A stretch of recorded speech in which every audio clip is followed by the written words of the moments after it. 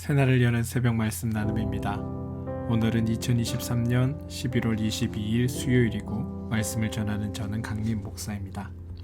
오늘 우리가 함께 나눌 말씀은 사도행전 14장 19절로부터 28절까지 말씀입니다. 사도행전 14장 19절로부터 28절입니다. 유대인들이 안디옥과 이고니온에서 와서 무리를 충동하니 그들이 돌로 바울을 쳐서 죽은 줄로 알고 시외로 끌어내치니라. 제자들이 둘러섰을 때에 바울이 일어나 그 성에 들어갔다가 이튿날 바나바와 함께 더베로 가서 복음을 그 성에서 전하여 많은 사람을 제자로 삼고 루스드라와 이고니온과 안디옥으로 돌아가서 제자들의 마음을 굳게 하여 이 믿음에 머물러 있으라 권하고 또 우리가 하나님의 나라에 들어가려면 많은 환난을 겪어야 할 것이라 하고 각 교회에서 장로들을 택하여 금식 기도하며 그들이 믿는 주께 그들을 위탁하고 비시디아 가운데로 지나서 밤빌리아에 이르러 말씀을 버가에서 전하고 아달리아로 내려가서 거기서 배 타고 안디옥에 이르니 이곳은 두 사도가 이룬 그 일을 위하여 전에 하나님의 은혜에 부탁하던 곳이라. 그들이 이르러 교회를 모아 하나님이 함께 행하시는 모든 일과 이방인들에게 믿음의 문을 여신 것을 보고하고 제자들과 함께 오래 있으니라. 사도행전 14장 19절에서 28절 말씀입니다. 사도행전 14장 8절로부터 18절까지의 내용과 오늘 우리가 함께 읽은 19절 이하의 내용은 말 그대로 극과 극입니다.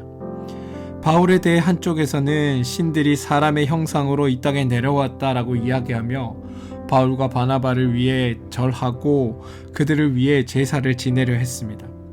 하지만 다른 한쪽에서는 돌로 바울을 쳐서 그가 죽은 줄로 알고 시외에 끌어내쳤다라고 이야기합니다. 14장 5절을 보시면 유사한 상황이 발생합니다. 그런데 이때 바울은 도망을 쳤습니다. 그런데 이번에는 도망하지 못하고 돌에 맞았습니다. 그런데 정말 이해할 수 없는 건 이런 대접을 받은 바울의 반응입니다. 앞에서 자신에게 제사를 드리려고 했던 사람들에 대해서는 옷을 찢고 무리 가운데 뛰어들어가 소리 지르면서 어찌하여 나한테 이런 일을 행하냐고 그렇게 이야기하고 또 그들이 자기에게 하려는 그 모든 일을 하지 못하도록 막았습니다. 자신을 높이려고 했던 사람들의 행동을 결사적으로 말렸던 겁니다. 그런데 정반대로 자신을 죽이려고 한 사람들에 대해서 이들에게 대했던 것과는 다르게 반응하는 것처럼 보입니다. 오늘 말씀 20절을 보시면 제자들이 둘러섰을 때에 바울이 일어나 그 성에 들어갔다가 이튿날 바나바와 함께 더베로 가서 복음을 그 성에 전하였다고 이야기합니다. 여러분, 지금 바울은 19절에서 돌에 맞아 죽은 줄 알고 사람들이 바울을 성 밖으로 버린 상황입니다. 아예 죽은 것으로 인식될 만큼 지금 심각한 해를 입었다는 겁니다. 제자들이 모두 달려들어 그가 정말 죽었는지 확인할 정도였습니다. 그런데 천만다행으로 바울은 몸을 추슬러 일어났습니다. 근데 그렇게 일어났으면 그 다음에 해야 할 일이 무엇이겠습니까? 가장 급한 건 치료를 받는 것 아닙니까?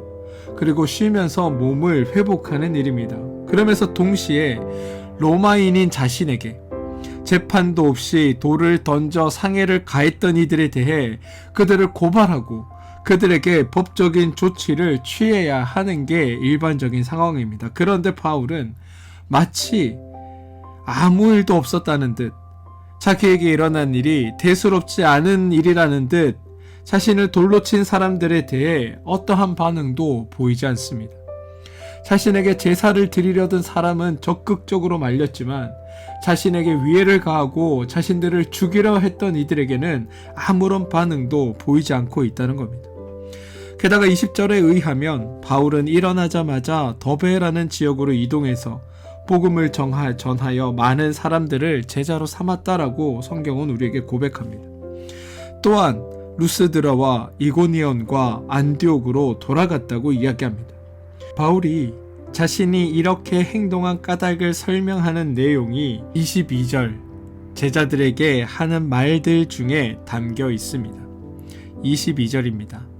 마음을 굳게 하여 이 믿음에 머물러 있으라 권하고 또 우리가 하나님의 나라에 들어가려면 많은 환난을 겪어야 할 것이라 하고, 여러분, 지금 목숨의 위협을 받고 목숨을 잃을 뻔한 위기에 처했던 사람은 바울 자신입니다. 그런데 바울은 자기의 이야기를 하기보다 제자들, 즉 성도들 이야기만 하고 있습니다. 낙심이 되거나 믿음이 흔들릴 만한 상황을 겪은 사람은 자신인데, 자신은 전혀 낙심이나 불안이나 위기의식이나 망설임이나 두려움 같은 모습이 등장하지 않습니다. 너무나 태연하게 자신이 아니라 성도들의 심령을 강건하게 하고 그들이 믿음에 머물러 있으라고 권면하고 있습니다. 우리가 22절의 말씀을 신중히 살펴보아야 하는 까닭이 있습니다. 이 22절 중간에 나오는 우리가 하나님의 나라에 들어가려면 많은 환난을 겪어야 할 것이라 라는 표현 때문입니다. 우리는 이 표현을 바울이 환난을 겪고 죽을 뻔한 위기를 넘겼으니 너희들에게도 그런 일이 있을 수 있다 라고 하는 정도로 이해합니다. 그런데 여러분, 성경이 하나님의 나라 이것을 언급할 땐 언제나 하나님을 강조합니다.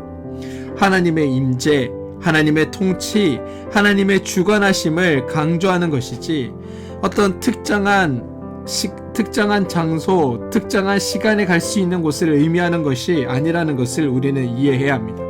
무슨 말이냐면 하나님 나라를 성경이 이야기할 땐 시간적으로 죽어서 가는 어떤 장소적인 의미에서의 하늘나라를 의미하지 않는다는 겁니다. 따라서 하나님 나라에 들어가려면 이라고 할 때 이 하나님 나라는 너희가 지금 고난을 당하고 아픔을 겪고 고통을 겪고 이것을 다 이긴 후에 가는 나라가 아니라, 미래형이 의미가 아니라 현재 아무도 들어간 사람이 없는데 믿음 생활 잘하면 앞으로 들어갈 그 나라가 아니라 바로 지금 너희에게 임하여진 나라라는 의미로 쓰고 있다는 겁니다.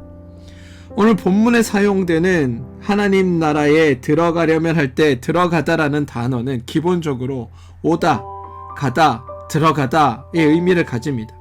그런데 이 의미를 조금만 더 확장시켜보면 참가하다, 동참하다, 참여하다 라는 의미가 됩니다.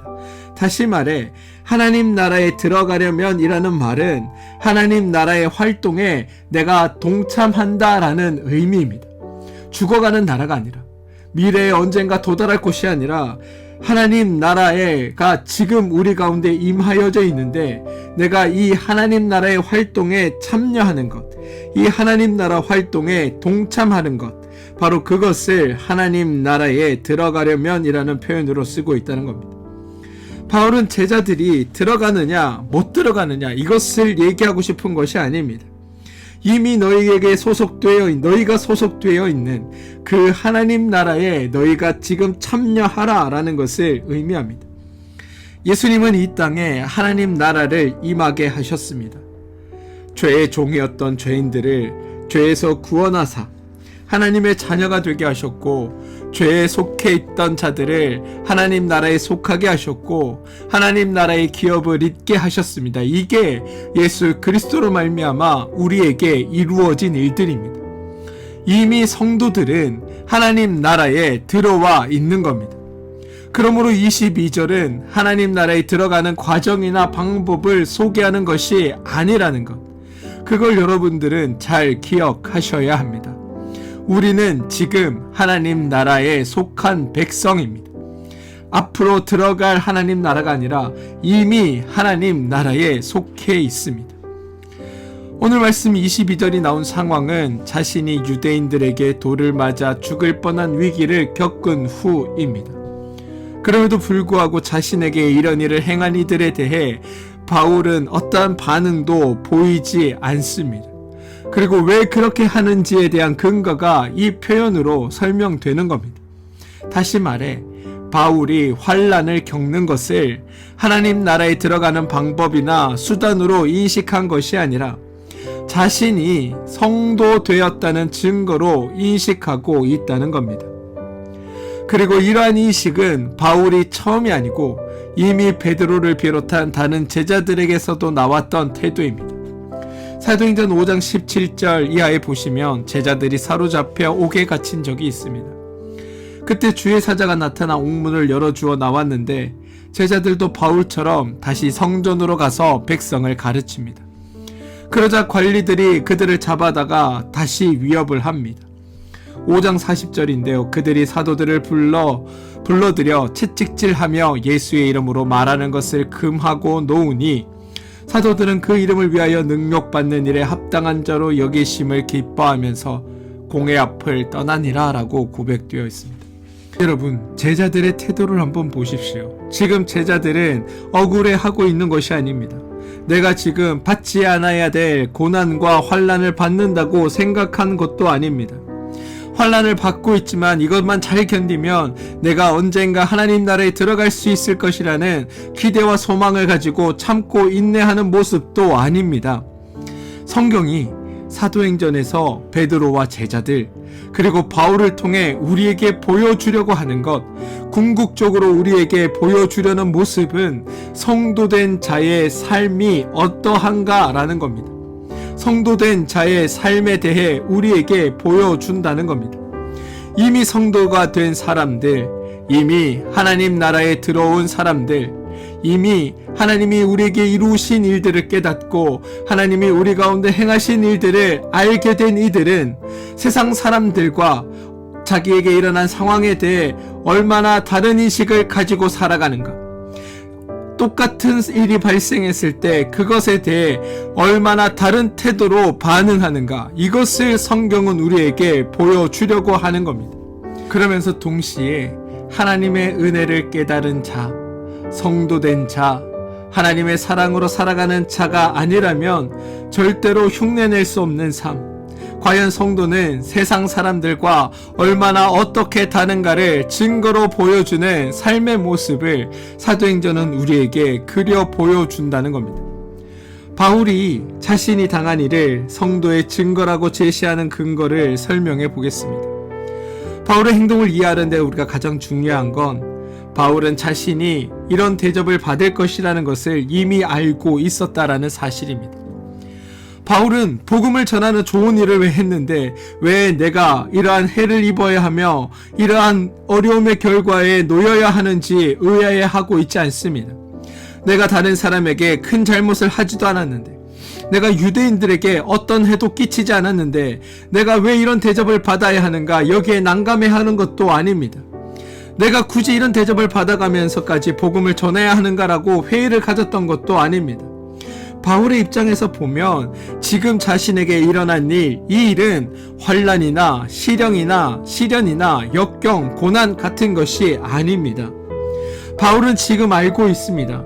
하나님께서 나에게 행하여 주신 일, 하나님이 이미 나를 통해 이루어 주신 일, 하나님이 이미 나에게 만들어 주신 그 삶이 있기에 그것 외에 다른 어떤 것도 나를 해하지 못한다는 것을 알고 있었다는 겁니다.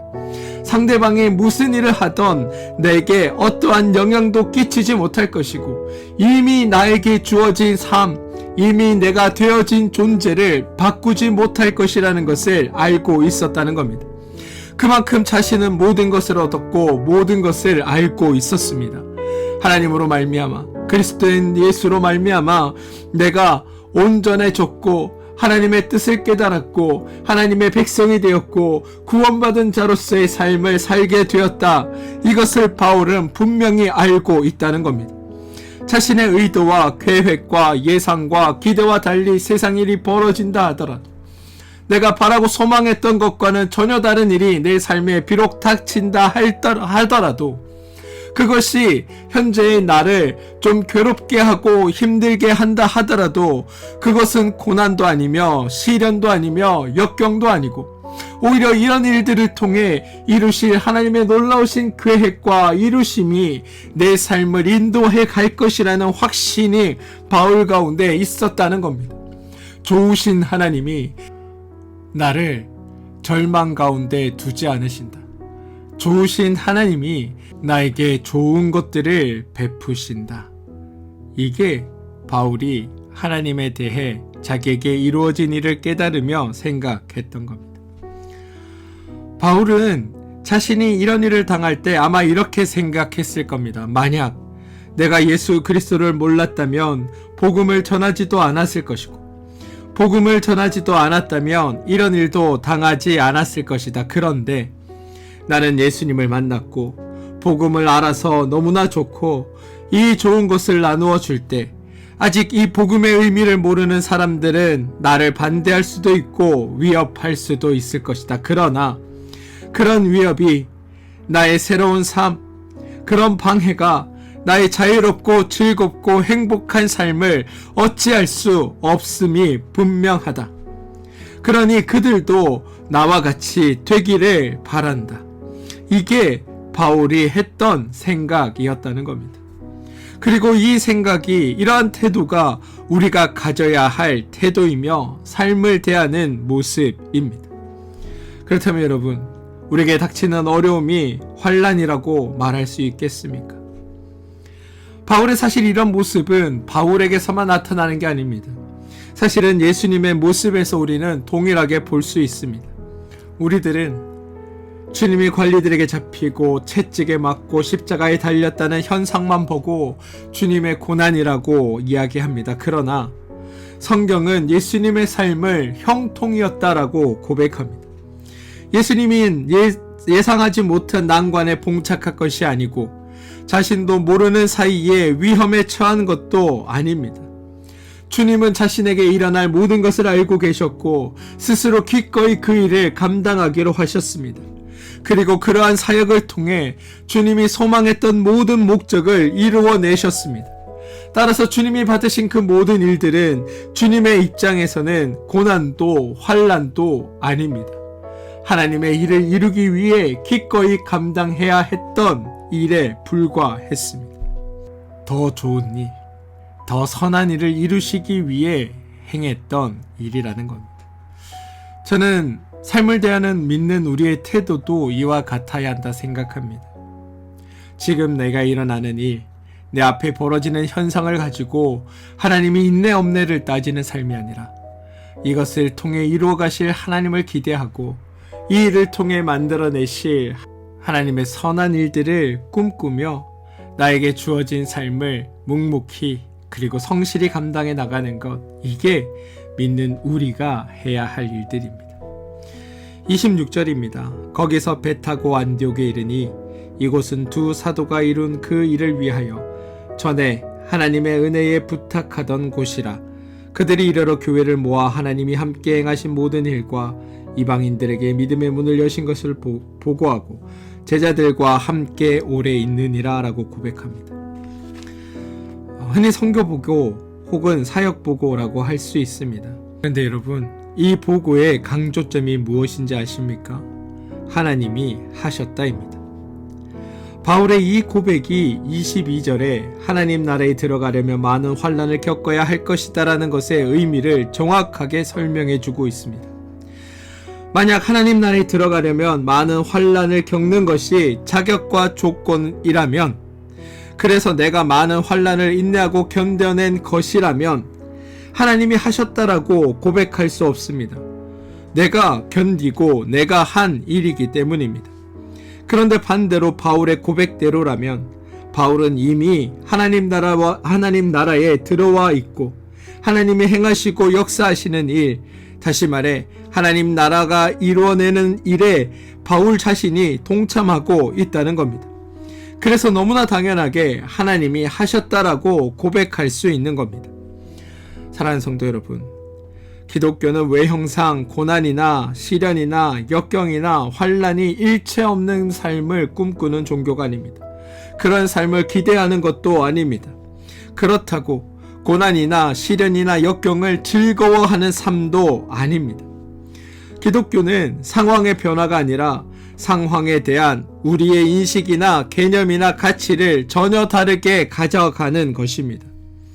지나간 세대에서 자기들의 방식으로 생각하고 행동하는 것에서 벗어나 부디 하나님을 아시고 하나님의 마음과 하나님의 생각과 하나님의 원리로 생각하시고 판단하고 행동해 주시길 부탁드립니다. 그래서 하나님의 인식을 닮아 세상에 속해 있지만 하나님 나라를 살아가는 그런 여러분들 되시길 주님의 이름으로 축원드립니다. 함께 기도하겠습니다. 주님, 우리의 삶이 세상에서의 자리가 아니라 하나님 나라에 속한 삶을 살고 있음을 기억하게 하여 주시옵소서. 하나님 나라를 살아가면서 하나님의 마음으로 승리하는 삶을 살게 하여 주시옵소서. 예수님의 이름으로 기도합니다. 아멘.